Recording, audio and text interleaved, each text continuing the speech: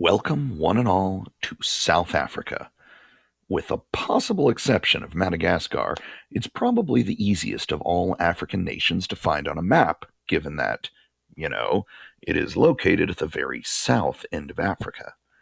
Today we're going to be talking about one very specific part of its history and the legacy of colonialism, a word you hopefully remember from our last video. All right, let's get to it. So, the year is 1910, and South Africa decides that it wants to be its own country rather than just a part of the British Empire.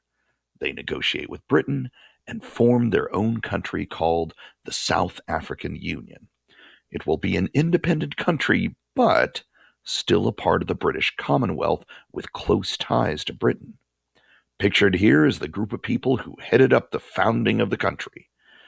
Looking at the picture, you might notice a couple of things. First of all, those are all dudes, not a single woman in the bunch. Second, they're all white dudes in a newly formed African country where the overwhelming majority of people were definitely not white. This was unfortunately pretty standard for South Africa at the time. Anyone who wasn't white wasn't exactly considered, a full person with equal rights. As a matter of fact, the degree to which non-white people were discriminated against was getting so bad that Britain began sending messages asking the government to maybe kinda ease up on the racism a bit. But then Britain got distracted by some German guy named Hitler who was doing his best to start up another one of those pesky World War type things. Once World War II was over, though, Britain told South African government that they at least needed to be moving things in a slightly less racist direction. In 1948, South Africa responded to these requests. Prime Minister D.F. Malan and the National Party decided that the best way to respond to these requests was to grab the racism lever and turn the setting up to max. They severed ties with Britain and instituted a system called Apartheid, which means apartness. It was designed to keep the different races of people in South Africa apart, with each one in what they believed to be their proper place. Now, if they were going to keep the different racial groups apart, they first needed to define what the racial groups were. Let's see what they came up with. First, there were white people. Most of the best land was set aside for white people, and only white people could vote. Pictured here is Charlize Theron, an actress from South Africa.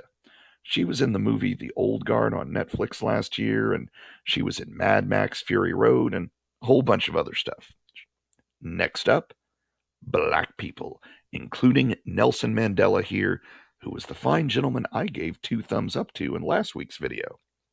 You are going to hear more about him, I promise. Cross my heart. Third, they defined a group they called colored. This referred to people who had partially white and partially black ancestry.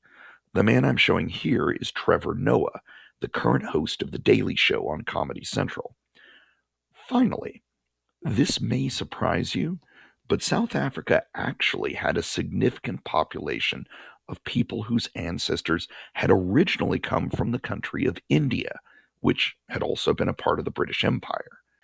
That made Indian the 4th racial group defined by apartheid laws. Pictured here is Indian South African actor Adhir Kalyan. Now, if apartheid means apartness, just how were all these different races of people expected to keep apart? Let's start with the most basic. They were not allowed to get married or have children with one another. If you were white, you had to marry someone white. If you were black, you had to marry someone black. If you had mixed ancestry, you also had to marry someone of mixed ancestry. Trevor Noah, whose photo I showed you a few seconds ago, wrote a really cool book about his early life in South Africa called Born a Crime, because he had a white father and a black mother, and his birth was quite literally a crime under the apartheid laws. It wasn't limited to just marriage and children, though. Most of the country was sectioned off into areas, and what race you were classified as controlled which areas you were allowed to go to. You were expected to carry your racial passbook wherever you went, which showed your race and had a section for stamps allowing you temporary access to other races' areas. For example, let's say you were a black plumber and a white person called you to come and fix their sink. Well, you wouldn't be allowed to go to the place they lived since that would be a white area. So you would have to go to the police station with a signed work order showing why you needed to cross into another race's area, and they would stamp your passbook with a specific date plus a time period where you would be allowed to cross into the white area. As you can see in the photo, white police officers would guard the entrances into the various areas. You know, I'm going to kind of cut to the chase here.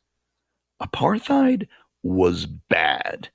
It was really bad. In the upper right here, I've got the sign letting anyone who wasn't white know that if they enter that area, you will be listed as missing. Armed guards shoot on sight. Savage dogs devour the corpse. Generally speaking, all of the best areas were reserved for members of the white race. The lower left has a picture of the Durban beaches reserved for the sole use of members of the white race group. On the lower right, you can see the separate trains where white people only had to go up half as many stairs to get to their trains. And in the upper left, you can see the remains of what used to be an integrated neighborhood in Cape Town that had members of all races living together happily. When people in that neighborhood protested the neighborhood's redesignation as being a whites only area, people were physically forced out of their homes, and then the entire neighborhood was bulldozed. I hope it does not surprise you that being treated like this was profoundly unpopular with South Africa's non white majority, and they most definitely protested. One of the most famous protests occurred on March 21st, 1960, in a town called Sharpville. 20,000 people went outside of the local police station and began to burn their passbooks, offering themselves up for arrest since by not having their passbooks on their person, they were breaking the law. None of the crowd was armed, but after they ignored the police's attempts to get them to disperse, the police rushed at the crowd with batons and began striking the unarmed protesters. Then things took a turn for the worse. The police began opening fire on the unarmed crowd, killing about 70 and injuring about 180 others. Around 30 of the people shot were children, and many of those who were shot in the back as they were running away, trying to escape. This was a turning point because until then, most of the rest of the world hadn't known anything about the apartheid system. It's not that it was a secret or anything, but the world is so big and so complicated, people often don't know about what's happening in other countries. The pictures of the massacre were published in newspapers around the world, and all of a sudden, South Africa found itself right in the middle of the international media spotlight. That spotlight was still shining a few years later when a bunch of students, kids mostly, gathered together in the town of Soweto to protest against the way the schools were being taught. Specifically, they were upset that a new law had been passed which required schools to be taught in the language Afrikaans. Now, South Africa has a lot of languages, 11 official languages, plus another 25 or so unofficial ones on top of that. The most widely spoken language was English, and that had been the language used in most schools. However, the white government had decided to make all instruction happen in Afrikaans, a language based on Dutch that was pretty much only spoken by white people. The kids protesting weren't asking for classes to be taught in all of the local languages. There were just too many of those for that to be practical. They just wanted school to happen in English, the language that just about everyone spoke, rather than the language that was almost completely limited to white people. If you look carefully, you can even see the sign one of them is carrying is in English, saying, "Don't shoot. We are not fighting." It was true. They weren't fighting, but police still opened fire. This picture was listed by Time magazine as one of the 100 most important photographs ever taken. It shows a young boy named Hector Peterson being rushed to the hospital by a friend while his sister runs beside them. We actually don't know how many hundreds of kids were shot during the Soweto protests, but the reason we don't know is actually pretty awesome. After having opened fire on the crowd, the police tried to arrest anyone they thought might have been involved in the protest, and all local hospitals were ordered to detain anyone who came in seeking treatment for gunshot wounds. The local doctors, nearly all of whom were white, ignored this order and instead wrote down fake names for the kids they treated, writing down that, oh, they were treating them for things like headaches or hangnails rather than bullet wounds, saving lots of the kids' lives while also keeping them out of jail. So, I'm going to have to leave y'all on a cliffhanger here. I'll spoil just enough to say that this awful story actually ends up having a bit of a happy ending.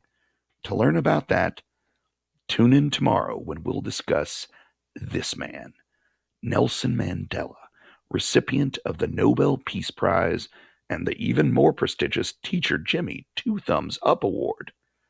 Our next lesson will be all about him, and he's all sorts of awesome, so I'm looking forward to it.